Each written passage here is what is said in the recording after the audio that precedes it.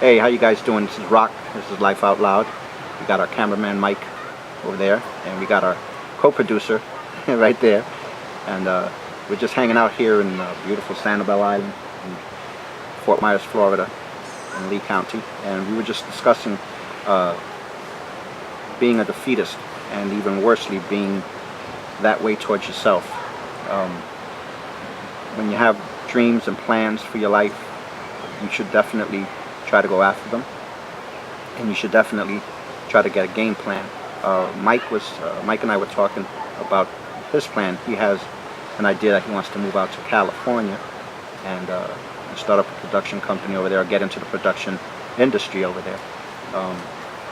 But then he was telling himself that perhaps he shouldn't do it or couldn't do it, and he was really questioning himself. And just like from our first video, when I was saying that this idea of this Life Out Loud thing, I started it but didn't really want to pursue it, because the first video was talking about not being self-conscious and doing these videos in public and stuff like that. And now we're talking about talking yourself out of doing stuff. Not so much the confidence part of doing it, but talking yourself out of doing it. So Mike, you want to tell them about your idea about your California dream? Yeah. California dream.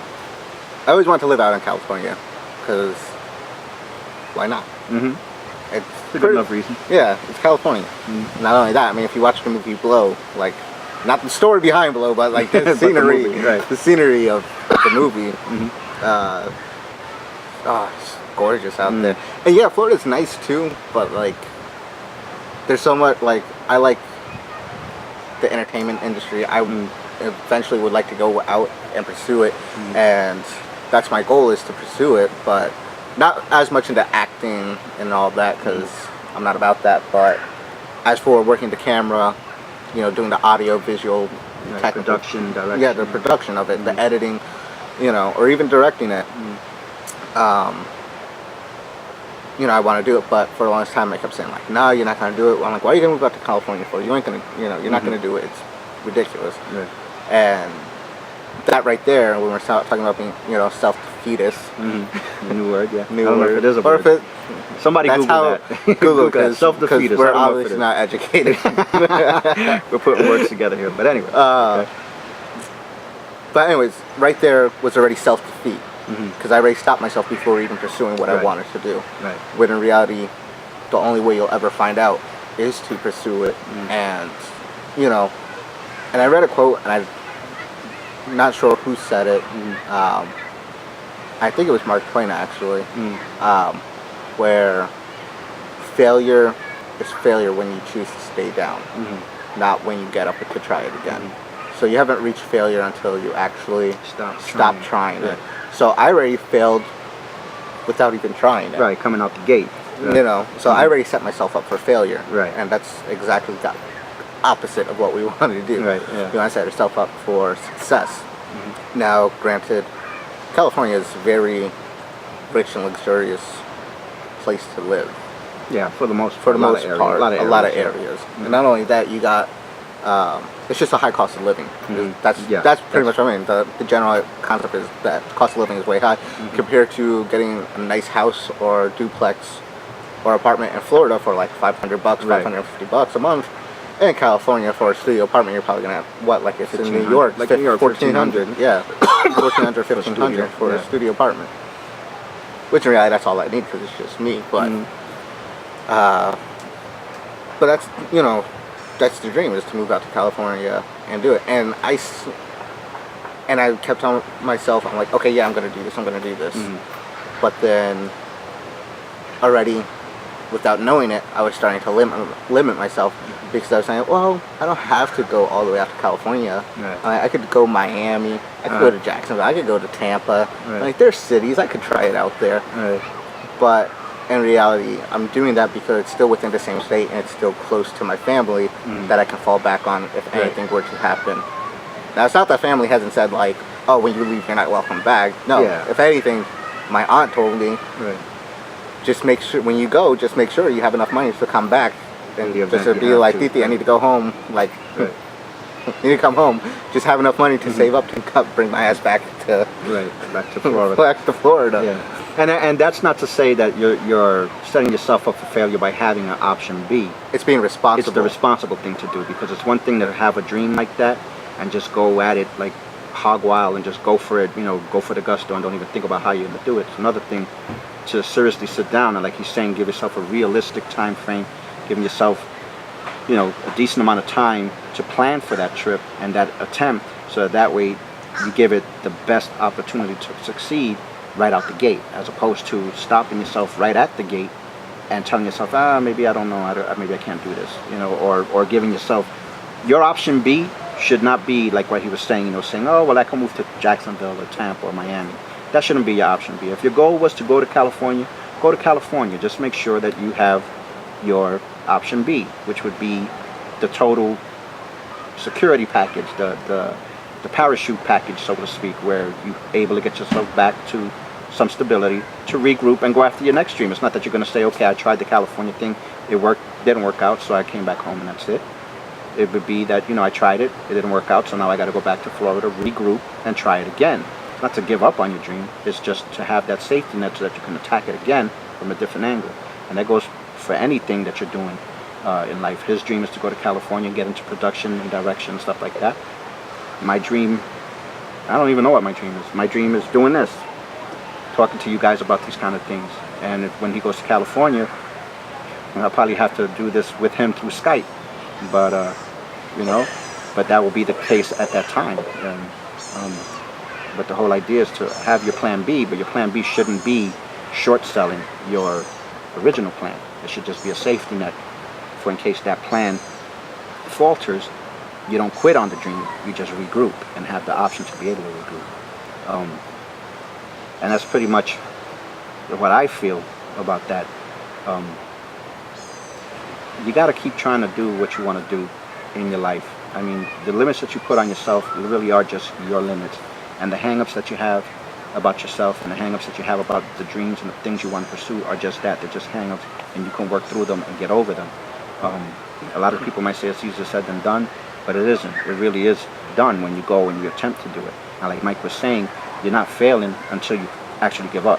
Then once you get, if it falters and you stop, then it failed. If it falters and you regroup and go at it again, you haven't failed yet. You're just continuing the pursuit of your dream. And I don't know if Mike wants to add anything to that, but pretty much that's at least what I feel about the subject. So. Well, it's like you said, like everyone puts a limit on themselves, and that's completely true. It's you're only limiting yourself. Those are the only limits you have. You can look and say, why not me? Oh, woe is me. I wasn't born with a silver spoon in my mouth. I wasn't born with, the means to actually complete this, but neither was I. A lot of people aren't. I mean, there are those people, and trust me, I'm one of those people who not hates the person, it's just I hate the situation. I hate the fact that they're able to pursue it so much easier than I am, because they have either the money or the means that are necessary to actually go after it, where I have to actually work towards it. But that's the key word, is working towards that goal. Right. Because there's only one way you're going to really truly appreciate it, and the ones who appreciate the most are the ones who have to actually work towards it, because they're the ones who knows how many nights that they had to work overtime just to get, like, and this could go for anything, like for if it's a TV, new game, PlayStation 4, Xbox One, for a freaking Alienware laptop, or one of the Steam machines that are coming out that Alienware is making, that's like $500, $600, or an Alienware computer that's like $1,200, $1,400. And anything that you want, of any value, right? Whether it's an actual physical thing or just an idea. An idea, right? For like an example, a painting I did. Like I really, the painting that we use as our logo when we started, that's one of my paintings. Because I'm not an artiste, but I have messed up visions in my head that I just throw out onto paint, and it's a form of release. And it's just like, there was that painting that I created, it was just one night I was like hell bent on, like, I want to get this paint, I want to paint, but I don't know what to paint. And it's like, when I just put my music on, I just put my earbuds in, and I zone out, and I just start going, and I throw paint everywhere. It's a messy process, but the fact that it was done, and it was honestly, in my opinion, was like the best thing I ever did, because it was just so satisfying that I said I was going to do it, and I was up for hours when I did that painting. I did that painting in like 4 hours. I was finished it like at 4 o'clock in the morning, and I was so tired during it and after it. Right. But it was just such a rewarding feeling, because, and like you said, it doesn't even have to be, you know, materialistic wise, like buying or wanting to get it or something like that. But it was mostly satisfied because I was just like, like I finally, it's done. It was something that I wanted to do, and not only that, it was something that personally I looked at and thought was something, the best thing I ever did. And which would I be appreciate it would be the case with any, like the goals that you have and the dreams that you're pursuing. Once you achieve them, you're going to have that feeling like Mike had with the painting, where it's a sense of accomplishment that you had an idea in your head and you saw it through from its inception to the end, and you got it done. And so any idea that comes into your head, any idea, and I mean any idea, anything short of robbing a bank or cooking meth, anything other than those kind of ideas, going to start your own production company in California when you live in Fort Myers, Florida, going to Canada to start a software company when you lived in, Missouri. Any idea that you have that you want to pursue is worth it. And like Mike was saying, the work that goes into actually achieving that is all part of the creative process, sort of like when he was talking about his painting and thinking of how he was going to go about doing it. It's all good. It's just a matter of putting together a plan, a realistic, like he was saying before, a realistically planned out goal. Give yourself a reasonable amount of time to accomplish it, and always have your parachute plan, where you have your backup, a little wad of cash, a little nest egg, to get you back to square one, so that you can get back to square one and regroup and replan in the event that it falters. A lot of times you head out with all these ideas in your head that it's going to be harder than you thought it was, and it turns out to be a breeze, and things just come to you, because sometimes that happens too. But the majority of times you're going to work a little harder at things that you really want to do, and it's going to require some real work. You just can't be afraid of it. You got to want to be diligent enough to pursue it. And I want to add one more thing too. When you achieve, I was going to say when and if, but there's no if you're going to. Right. Because the second you put that if, you're already doubting yourself. So there's no doubt. So there's not going to be a if. It's going to be a when. Right. So when you achieve that goal or that dream, that's not the end to it. It's time to pursue something new. Right. Like, for perfect example, myself, when I started working in the animal field, I worked for a couple of nonprofit animal shelters, as well as some veterinary offices, and then some pet resort places. When I started out working with animals, it was really just a job. I kind of fell into it, and it was just something I wanted to do, just to get a paycheck. And then I really started getting deeper and deeper into it. And I told myself, like, I want to go into this as much as I can. And like, I started out working with. At first, I was working with shelter cats, cleaning up after them, and then walking, potential adopters around, trying to find the right match, things like that. Then I went from, I want to take it up. I'm like, how much further can I take this?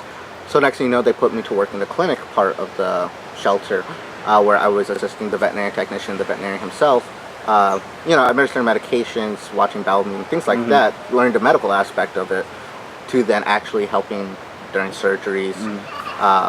Then I went to work with the Humane Society. Working with the Humane Society, I went from a kennel technician working with the dogs to working the front end as an adoption counselor. That's more so the paper pusher part, not really all that fun. Right. But then to working that up to being a veterinary technician, where I was actually being the one who was administering the medication, drawing the blood, doing the lab work and everything like that, which was really fun.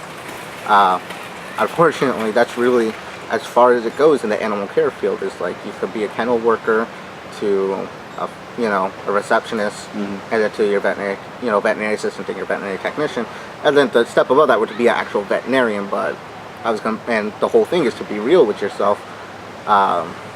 And I was honest with myself. I'm not going to sit through 8 years of school, right, to get Yeah, my you got to be. DVM. Yeah, that's always important that you be real with yourself. And the key thing is you have to know yourself right, too. right. To know what you're willing to do and what you're willing not to do. I mean, there's nothing wrong with that. I mean, anybody watching the video might say, well, why wouldn't he want to be a veterinarian? Because Mike knows himself. Mike knows that he wasn't gonna have the dedication to sit in it. And to be honest, he really didn't even want to be in that field to begin with. But he challenged himself and said, okay, well, if I'm going to be here, let me see how far I can get here with the things that I'm willing to do. And he was able to accomplish up to the level of just beneath a veterinarian in that field. But now he doesn't want to be in that field. He really likes camera stuff and production and video editing. And that's what he's pursuing. And I think it's equivalent to like what you say, like, because with Rock over here was EMT, first responder.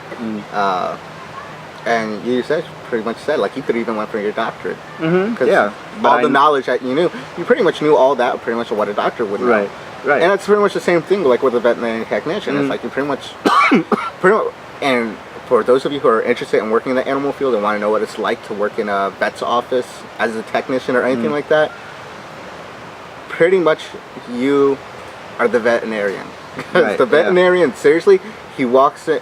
You go in there, you check, when the client's in the room, you go in there, you check everything out, you get the blood pressure, the BPM, you get a fecal, if you need a fecal swab, you got to do a fecal swab, you got to do some blood work, you got to draw up the blood, you do all of that, and you put it into the lab and spin it and all that,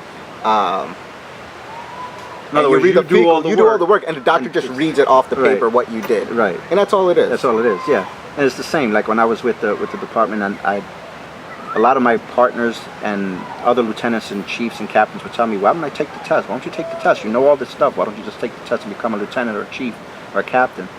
And I knew myself, and I knew that I would not want to be in the office. I would not want to be pushing papers in the office. I liked being in the street. I liked doing the rescue work. I liked saving people. I didn't have any intention of going into an office. I had worked the office job before I started with the department, and I didn't like it. It drove me crazy. And the idea of having to be in an office all day drove me nuts. I like being outside. So field work was better for me. And so sometimes your dream isn't to become a multi-billionaire, top-level executive. Sometimes it's just to be the best receptionist, and that's okay too. The whole idea is to do what is good for you and to be true to yourself and not to limit yourself. Because if you don't know how to type but you would like to be a receptionist, don't limit yourself and say, well, I'll never learn how to type, so I can't be one. You know what I mean? Don't limit yourself until you try it, until you keep trying if that's what you really desire to do, And so that's pretty much the goal of this talk, was to talk to you about the new word. I think it's a new word that we just invented called self-defeatism. We know defeatist is a word. Yeah. It's whether or not we're you can speaking do in it the right yourself. context. Yeah. Well, defeating your own ideas. Let's call it that. And the necessity not to do that, because you really can do what you want to do. It's just whether or not you want to put the work in. It really is just whether or not you want to put the work in and have a realistic goal. Anything else, Mike? No, that's it. Good? Yeah. Anything, Sean? Yeah, what do you got to say? Nothing? Okay. All right, just checking.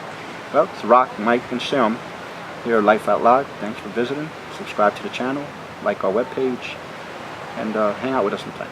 Take care.